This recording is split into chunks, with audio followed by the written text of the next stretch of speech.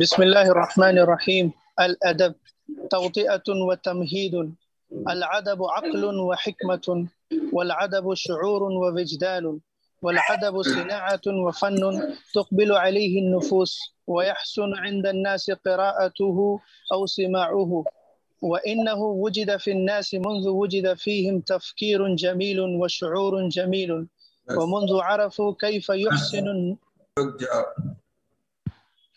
ادب کے بارے میں کل بتایا تھا کہ مختلف معنوں میں استعمال ہوا ہے اور دور جدید میں اس کو دو خانوں میں تقسیم کیا جاتا ہے، ایک تو ادب عام ہے اور ایک ادب خاص ہے۔ ادب خاص کا لفظ استعمال کیا جاتا ہے انشائی جملوں کے لیے، بہترین ادبی جملہ صرف انسان مائل ہو، طبیعت مائل ہو، اسے پڑھنا چاہتا ہو، اسے سننا چاہتا ہو، اور پڑھنے اور سننے کے بعد اس کے جذبات میں تبدیلی آ جائے، اسے ادب کہا جاتا ہے۔ اس کتاب میں اسی ادب سے بحث کریں۔ ادب کے سلسلے میں پہلی بات یہ کی گئی کہ عقل، اس کا مطلب یہ ہوا کہ ادب چاہے کسی بھی زبان کا ہو، عربی کا ہو، اردو کا ہو، فارسی کا ہو، انگریزی کا ہو، اس کا تعلق انسان سے ہے، کہ انسان ہی عقل مند ہوتا، اللہ نے اس کو عقل سے نوازا ہے۔ اور اگر کوئی انسان ایسا ہے جس میں عقلی شعور نہیں ہے، احساس نہیں ہے، سوچنے سمجھنے کی صلاحیت نہیں ہے، تو پھر وہ بہترین جملہ نہیں ادا کر سکتا ہے، وہ اپنے دل کے خیالات کی ترجمانی اچھے ڈھنگ سے نہیں کر سکتا ہے۔ ادب کا تعلق اصلاً عقل سے اور عقل کا تعلق انسان سے، تو گویا کہ ادب کا تعلق انسان سے، جو ہوش مند ہو۔ جانور جو حرکت کرتا ہے اس کو ادب نہیں کہہ سکتے، صرف انسان ہی چاہے وہ حرکت کرے یا کلام کے ذریعے اپنے دل کی ترجمانی کرے، اپنے احساسات کو بیان کرے، تو اسے ادب کہا جائے گا۔ اس لیے شروع میں عقل کا لفظ استعمال کیا گیا۔ شعور کا بھی تعلق احساس سے ہوتا ہے۔ انسان ایک چیز کو دیکھتا ہے تو اس کے جذبات میں تبدیلی آتی ہے، تلاطم پیدا ہوتا ہے، انسان کا دل اور اس کے عقل اس سے متاثر ہوتی ہے، پھر اسی کو بیان کرتا ہے۔ اس لیے یہاں شعور کا لفظ استعمال کیا گیا۔ وہ انسان جس کو اللہ نے عقل دی ہے اور جو ہوش مند ہے، وہی اپنے دل کے بات اور اپنے خیالات کی ترجمانی بہترین ڈھنگ سے کر سکتا ہے۔ قاری اور سامع کے جذبات میں تبدیلی آ سکتی ہے۔ اس کی آواز آ رہی جی؟ بولو میوٹ اگر ہو جاتا وہاں سے اپنی آواز بند کرو۔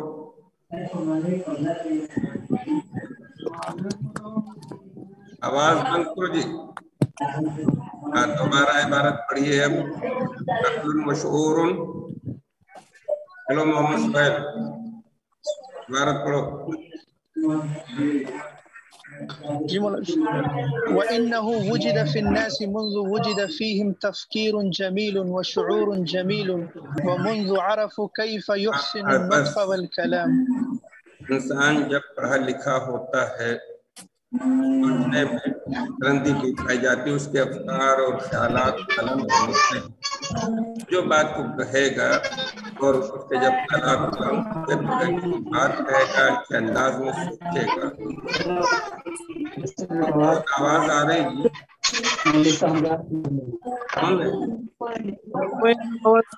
محفوظ عالم الرحمان میوٹ کر دیا ہے۔ مولانا صاحب سب کو انمیوٹ کر دیے، میوٹ۔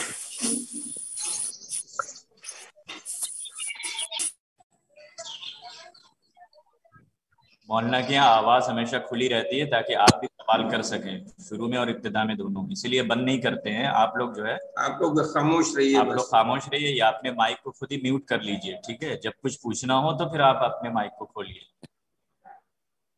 نہیں، جس کی آواز زیادہ آ رہی ہو ادھر جب مت بیٹھا کریں، یا وہ کہیں کنارے گوشے میں چلے جائیں۔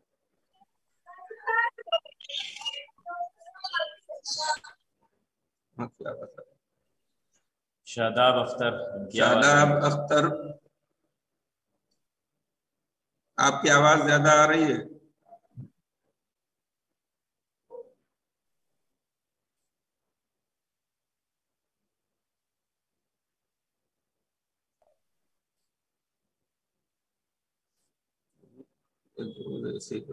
جی جی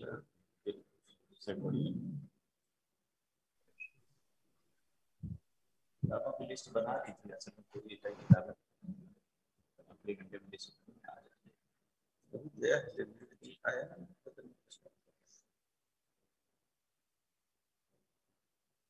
انسان میں جب سے سوچنے اور سمجھنے کی صلاحیت پیدا ہوئی ہے اسی وقت سے ادب کا ظہور ہوا ہے اور ادب کا وجود ہوا ہے، لیکن اس کی کوئی تاریخ نہیں ملتی ہے. خاص طور سے عربی زبان اور ادب میں اس کی تاریخ نہیں ملتی ہے کہ عربی زبان اور ادب کا وجود کب سے ہوا ہے.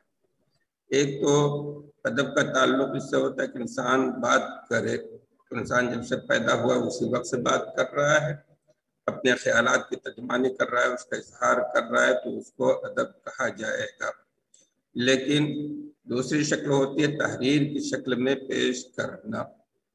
ادب کا جو نمونہ ہمارے سامنے ہے وہ دور جاہلیت کا نمونہ ہے، یعنی ہجرت سے لگ بھگ 150 سال پہلے تک کا ادب ہمارے سامنے ہے، چاہے وہ شاعری کی شکل میں ہو یا نثر نگاری کی شکل میں ہو، چاہے وہ تقریر ہو یا وصیت ہو یا اس کے علاوہ چھوٹے ان سب کے لیے ادب کا لفظ استعمال کیا جاتا ہے. ادب کا تعلق عقل سے ہے، انسان سے ہے، اس کے خیالات سے ہے، افکار کی بلندی سے ہے.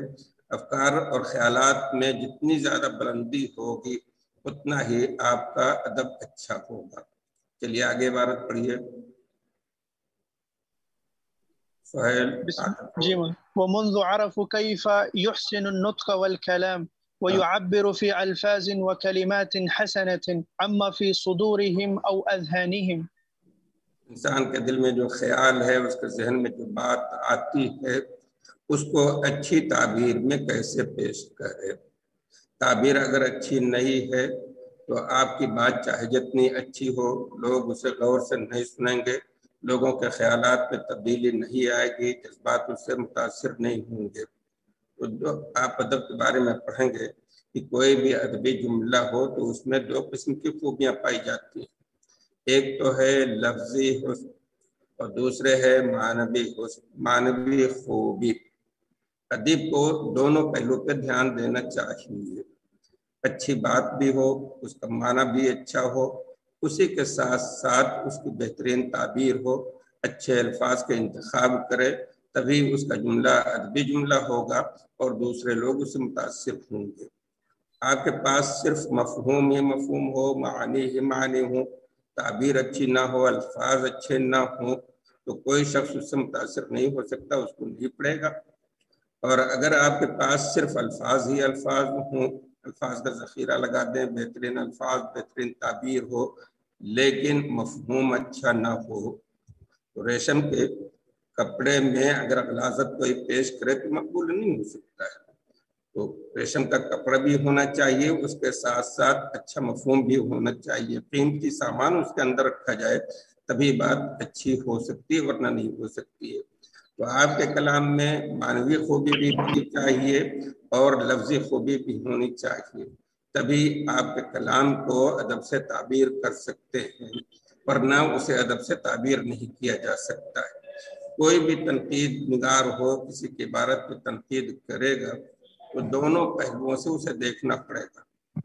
لفظی حسن ہے کہ نہیں ہے، الفاظ بہترین استعمال کیے گئے کہ نہیں، ترکیب میں جاذبیت و کشش ہے کہ نہیں ہے، تو لفظی حسن ہونا چاہیے.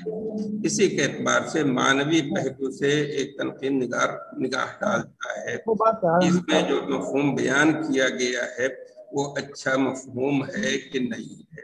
چلیے آگے پڑھو. ولقد أثر العدب على الحياة وأثرت الحياة عليه أيضا واستفاد. ادب کا تعلق زندگی سے. ایک انسان اور ادیب اگر اسلامی ذہن کا ہے، اس کی زندگی اسلامی ہے، تو اس کی جتنی تحریر سامنے آئے گی اس میں اسلامی چھاپ ہوگی۔ اور اگر ایک شخص کا تعلق اسلام سے نہیں ہے، ذہن اس کا اسلامی نہیں ہے، بلکہ اوباشوں کے بیچ میں رہتا ہے، غلط لوگوں کے بیچ میں رہتا ہے، تو اس کی تحریر اس سے متاثر ہوگی، غلط تحریر ہوگی۔ ادب کی عام طور پر اردو ادبا دو قسمیں بیان کرتے ہیں، ایک ہے ادب برائے زندگی اور ایک ہے ادب برائے ادب۔ ادب برائے ادب کا مطلب یہ ہوتا ہے کہ تفریح طبع کے لیے انسان لکھتا ہے اور تفریح طبع کے لیے اس کی کتابیں پڑھی جاتی ہیں، جیسے ناول وغیرہ اور افسانے کی کتابیں ہوتی ہیں، یہ ادب برائے ادب ہے۔ انسان کی زندگی سے اس کا تعلق نہیں ہوتا ہے، نہ انسان کی زندگی اس سے متاثر ہوتی ہے، تو انسان جیسا ہوگا اس کی زندگی کا اثر اس کے ادب پر ضرور پڑے گا۔ جیسے ایک شخص کا تعلق اگر قرآن سے اور حدیث سے ہے اور وہ ادیب ہے یا شاعر ہے، نثر نگار ہے، تو یقیناً اس کے ادب میں قرآن کی چھاپ ہوگی اور حدیث کی چھاپ ہوگی۔ لیکن ایک شخص اگر بلاغی ہے، صرف ادبی ہے، قرآن و حدیث سے اس کا تعلق نہیں ہے، تو اس کے ادب پر اس کا اثر پڑے گا۔ ایسے کسی شاعر پہ آپ تبصرہ کرنا چاہیں یا نثر نگار پہ تبصرہ کرنا چاہیں تو صرف اشعار کو دیکھ کر صحیح تنقید نہیں کر سکتے ہیں، یا نثر کو دیکھ کر صحیح تنقید نہیں کر سکتے ہیں، بلکہ اس کی زندگی کا، شاعر کی زندگی کا اور ایک ادیب کی زندگی کا آپ کو مطالعہ کرنا ہوگا۔ یہ شاعر کس ماحول میں پلا بڑھا ہے، دیہاتی زندگی گزاری ہے اس نے،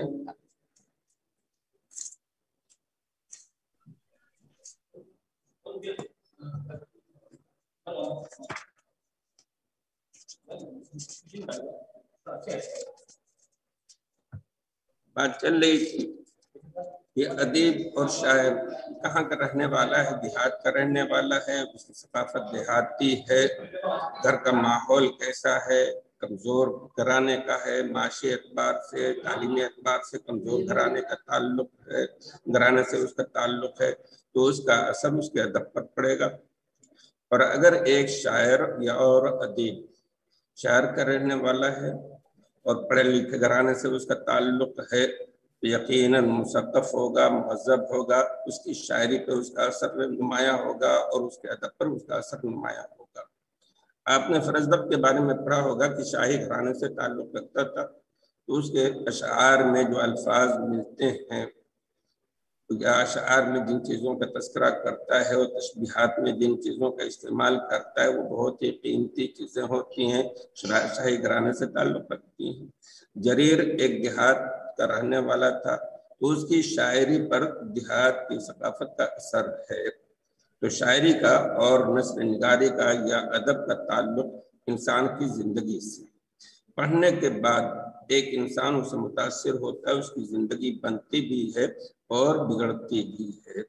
تو اگر آپ ادیب بننا چاہتے ہیں اور آپ چاہتے ہیں کہ آپ کے ادب سے دوسروں کا فائدہ پہنچے، تو آپ کو ادب برائے زندگی کا خیال رکھنا چاہیے۔ آپ کی تحریر جو بھی ہو، چاہے افسانے کی ہو یا ناول نگاری کی ہو یا کوئی آپ تحریر لکھیں، مقالہ لکھیں، مباحثہ لکھیں، کوئی بھی تحریر آپ کی آئے تو مقصد اصلاحی ہونا چاہیے کہ جو شخص بھی ہمارا ادب پڑھے، نثر پڑھے یا شاعری پڑھے، اس کی زندگی میں تبدیلی آئے، وہ اچھا انسان بن سکتا ہو۔ تو ادب کا تعلق زندگی سے ہے اور زندگی کا اثر انسان کے ادب پہ پڑتا ہے۔ چلیے پڑھو۔ بسم الله الرحمن الرحيم. واستفاد به الإنسان وأفاد به كثيرا، وكان دوره في مختلف العصور وفي مختلف الشعوب وفي مختلف اللغات كبيرا، وله نماذج قوية رائعة نجدها في مختلف اللغات، واللغة العربية هي أزخرها وأغناها بها، لأنها تعيش منذ زمن طويل وسوف تعيش إلى الأبد، فقد اتسع صدرها لحمل الدين السماوي الأخير وكتابه الخالد كتاب الله المجيد الذي لا يأتيه الباطل من بين يديه ولا من خلفه تنزيل من حكيم حميد لم يسمى الناس دنیا کی کوئی بھی زبان ہو، جیسے ہم نے مثال دی، اردو ہے، فارسی ہے، ہندی ہے، انگریزی ہے، کوئی بھی زبان لے لیجیے، ہر ایک زبان میں لکھنے والے اچھی تعبیر اختیار کرتے ہیں اور ہر زبان میں ادب پایا جاتا ہے، چاہے شاعری کی شکل میں ہو یا نثر کی شکل میں ہو، ہر ایک نے اپنے ادبی کمال کا اظہار کیا ہے۔ جہاں تک قرآن ہے اس کا عربی زبان کا تعلق ہے، عربی ادب کے بارے میں کہا گیا ہے کہ انشاءاللہ اس کا وجود قیامت تک باقی رہے گا، اور اس کی وجہ یہ ہے کہ عربی زبان کا تعلق قرآن سے ہے اور حدیث سے ہے، اور قیامت تک قرآن مجید باقی رہے گا۔ ایسے حضور صلی اللہ علیہ وسلم کی حدیثیں قیامت تک باقی رہیں گی۔ تو عربی زبان و ادب کا تعلق کیونکہ قرآن سے جڑ گیا ہے، اس لیے یہ ہمیشہ باقی رہے گا، کبھی ختم نہیں ہوگا، اور اس کا جتنا آپ قرآن کا مطالعہ کریں گے، کثرت سے تلاوت کریں گے، تو آپ کے ادب کا دائرہ وسیع ہوتا جائے گا۔ ایک بات یاد رکھیے گا کہ ہم لوگ جو ادب پڑھتے ہیں اس کا بنیادی مقصد یہ ہے کہ ہم اچھے انسان بن جائیں اور ہمارے ادب سے دوسروں کا فائدہ بھی ہو۔ اچھا انسان اسی وقت بن سکتا ہے جبکہ شریعت پر عمل کرے، اور شریعت کا دو بنیادی مصدر قرآن ہے اور حدیث ہے۔ آپ اگر اچھا ادیب بننا چاہتے ہیں تو قرآن کو مصدر اول مانیے اور حدیث کو مصدر ثانی مانیے۔ ادیب بننے کے لیے ضروری ہے کہ آپ قرآن کی طرف رجوع کریں۔ اگر کسی شعر میں ایک لفظ استعمال ہوا ہے یا نثر میں ایک لفظ استعمال ہوا ہے تو آپ کا ذہن قرآن کی طرف جانا چاہیے کہ قرآن مجید میں یہ لفظ کہاں استعمال کیا گیا ہے، کس صلہ کے ساتھ استعمال کیا گیا ہے اور کس معنی میں استعمال کیا گیا ہے، ایسے حدیث میں لفظ کہاں استعمال ہوا ہے، کس معنی میں استعمال ہوا ہے۔ تو ہمارے تمام طلباء کو، تمام اساتذہ کو قرآن کی طرف رجوع کرنا چاہیے، قرآن کو مصدر اول بنانا چاہیے۔ روز آنا قرآن مجید کی کچھ نہ کچھ تلاوت کریں اور ادبی پہلو سے اس پہ غور کریں، چاہے 2-4 آیتوں پر آپ غور کر لیں اس میں ادبی خوبی کیا پائی جاتی ہے، تو آپ کا ذوق بھی بلند ہوگا، اور اس کے بعد جو آپ کی تحریر آئے گی وہ اسلامی تحریر ہوگی، تعمیری تحریر ہوگی، کبھی تخریبی تحریر نہیں ہو سکتی ہے۔ آپ تعمیری ادب پر کام کیجئے اور اسی میں اپنی تحریر سامنے لائیے تاکہ آپ کا خود ذاتی فائدہ ہو، آپ کی زندگی متاثر ہو اس سے، اور دوسروں کی زندگی بھی اس سے بنے۔ چلیے آگے پڑھو۔ لم يسمى الناس الأدب في الزمن العربي الأول بالأدب بل سموه بالمقالة والكلام، وعنوه حينا بالبيان لوضوحه وتبيينه للمراد تبيينا حسنا، وعنوه حينا بالشعر إذا كان مقيدا بالقافية والوزن، وعنوه بأسماء مناسبة أخرى أيضا، ولم يستعمل العرب تھی کہ لفظ ادب اگر دال کے فتح کے ساتھ استعمال کیا جائے تو یہ مختلف معنوں میں استعمال ہوتا ہے، اچھی تعبیر کے لیے استعمال ہوتا ہے، اور اگر دال کے سکون کے ساتھ آئے تو دعوت دینا، بلانے کے معنی میں استعمال ہوتا ہے۔ شروع زمانے میں جو ادب سامنے آیا اس کے لیے کلمہ ادب کا لفظ نہیں استعمال کیا گیا بلکہ مقالہ کا لفظ استعمال کیا گیا بات چیت کے معنی میں، یا کلام کا لفظ استعمال کیا گیا، یا ادب کے لیے بیان کا لفظ استعمال کیا گیا۔ آج کل بیان کا لفظ جو استعمال ہوتا ہے وہ علم بلاغت کے لیے استعمال ہوتا ہے، علم معانی ہے، علم بیان ہے، تو بلاغت کے لیے استعمال کیا جاتا ہے۔ بیان کے لفظی معنی وضاحت کے ہیں، واضح انداز میں بات کہنا۔ ایک ادیب کا کمال یہ ہے کہ جو بات وہ کہنا چاہتا ہے، جو فکر پیش کرنا چاہتا ہے، واضح عبارت میں پیش کرے تاکہ سننے والے بھی متاثر ہوں۔ انسان مفہوم نہیں سمجھے گا تو متاثر نہیں ہو سکتا، تو آپ جو بات کہیں واضح انداز میں کہیں، آپ کی بات میں کوئی الجھاؤ نہ ہو، تعبیر میں کوئی تاکید نہ ہو، نہ تاکید لفظی ہو نہ تاکید معنوی ہو۔ اسی لیے عبارت جب واضح ہوتی تھی تو اس کے لیے بیان کا لفظ استعمال کیا جاتا تھا۔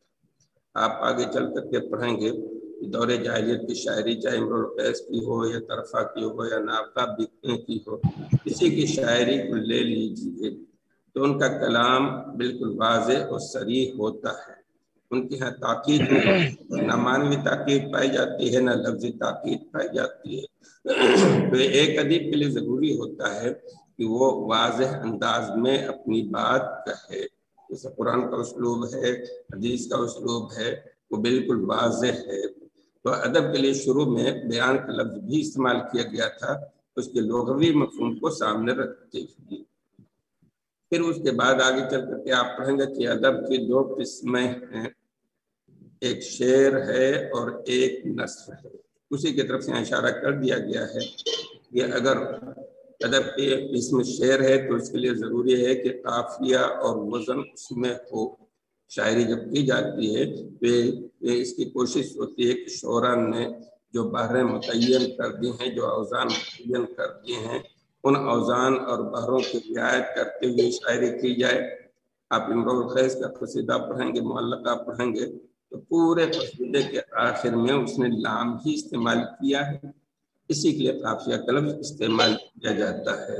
یا بہت سے اشعار، بہت سے قصائد ملیں گے جن کے آخر میں ایسا حرف استعمال کیا گیا، ایسا کلمہ استعمال کیا گیا جس میں با آیا تو وہ اس کا قافیہ با مانا جاتا ہے. تو قافیہ کا مطلب یہ ہوتا ہے کہ شعر کے یا دوسرے مصرے کے آخر میں جو کلمہ استعمال کیا گیا ہے وہ ہم وزن کلمہ ہونا چاہیے، یکساں قافیہ ہونا چاہیے. جب قافیے میں یکسانیت ہوتی ہے اور آواز جاری بھی نہیں، جی مولانا، جب قافیے میں یکسانیت ہوتی ہے اور وزن کا خیال کیا جاتا ہے تو اس میں موسوقیت پائی جاتی ہے، نغمہ پایا جاتا ہے. شعر میں اگر موسوقیت نہ ہو، نغمہ نہ ہو، ترنم کے ساتھ شعر کو نہ پڑھا جا سکتا ہو تو پھر کوئی شخص اس کی طرف توجہ نہیں کرتا ہے، نہ غور سے سنتا ہے. تو وزن و قافیے کی رعایت اسی لیے کی جاتی شاعری میں تاکہ اس میں موسوقیت پیدا ہو جائے، نغمہ پیدا ہو جائے. اور ایسے ہی اگر وزن اور قافیے کی رعایت نہیں کی گئی ہے تو اس کو نثر کہا جاتا ہے. تو گویا کہ یہ ادب کی دو موٹی قسمیں بیان کی گئی ہیں. ایک نثر ہے، اس میں وزن و قافیے کی رعایت نہیں ہوتی ہے، اس کی پابندی نہیں ہوتی ہے. اور ایک شعر ہے جس میں وزن اور قافیے کی پابندی ہوتی ہے. چلیے آگے پڑھو. سہیل. تعمل العرب كلمة العدب للأدب إلا بعد قرون، لكنهم استعملوها في القديم في معنى آخر وهو معنى الدعوة، فقالوا للصنيع الذي يدعى إليه الناس مدعاة ومأدوبة، وقالوا مدعاة ومأدوبة، وقالوا للكلام المحمود الذي يدعى الناس إلى تناوله مأدوبة وأدبا. وفي حديث ابن مسعود رضي الله عنه إن القرآن مأدوبة الله في العرض فتعلموا من مأدوبة الله مأدوبة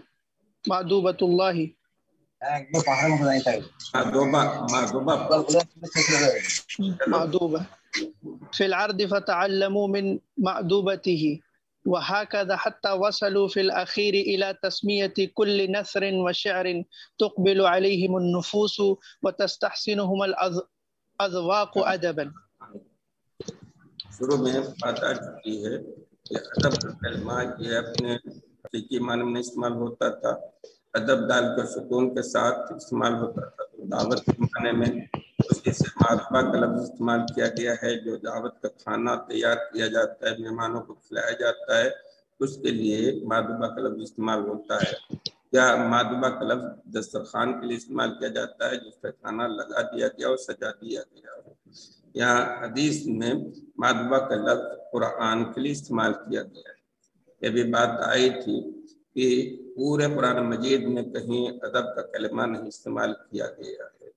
حدیث میں ادب کا کلمہ استعمال کیا گیا، ادبنی ربی فاحسن تادیبی. تو سب سے پہلے تہذیب نفس اور تہذیب اخلاق کے لیے حضور نے یہ لفظ استعمال کیا.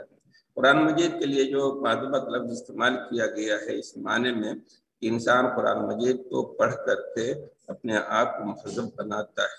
تو انسان کی تربیت قرآن سے ہوتی ہے، تزکیہ کا کام ہوتا ہے، تربیت کا کام ہوتا ہے، انسان کو انسان بنایا جاتا ہے، اس لحاظ سے اسے معدوبہ کہا گیا ہے۔